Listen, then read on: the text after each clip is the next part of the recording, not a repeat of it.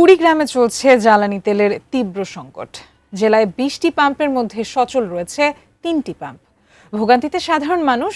এ বিষয়ে বিস্তারিত জানাতে ফ্রেন্ড ফিলিং স্টেশন থেকে বিস্তারিত জানিয়েছেন কুড়িগ্রাম প্রতিনিধি মনার হোসেন লিটন। চলমান যে তেলের সংকট সেটি কুড়িগ্রাম জেলা জুড়ে রয়েছে। কুড়িগ্রাম জেলার তেল মালিক সমিতির যিনি সাধারণ সম্পাদক কাজল, তার সঙ্গে আবার কথা হয়েছে। তিনি আমাকে বলেছেন জেলায় বর্তমান ২০টি পাম্প আছে, সেই ২০টি পাম্পের মধ্যে ৩টি পাম্প আপাতত আজকে সচল রয়েছে, অর্থাৎ এই ৩টি পাম্পের মধ্যে তেল রয়েছে। বাকি যে পাম্পগুলি আছে সেই পাম্পগুলিতে তেল আপাতত নেই, সেই সংকটটি আছে।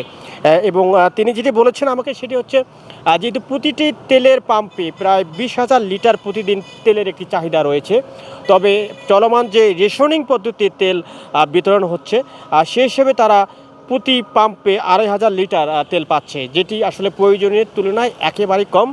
যে ২-৩টি পাম্প আপাতত সচল রয়েছে, আমি সেই পাম্পের মালিক বা কর্তৃপক্ষের সঙ্গে কথা বলেছি, তারা আমাকে বলেছে তারা চেষ্টা করছে যত গ্রাহক আছে তাদের আপাতত যতটুকু দিয়ে সন্তুষ্ট করা যায় সেই কাজটি তারা করার চেষ্টা করছে। আর ডিজেলের সংকট থাকার কারণে কৃষকরা অনেক এলাকায়, অর্থাৎ চর এলাকায় আছে, কুড়িগ্রাম যে অনেক চর রয়েছে, সেই চর এলাকার মানুষ কৃষক যারা আছে তারা তেল পাচ্ছে না, বিধায় তাদেরও বড় একটি সংকট রয়েছে।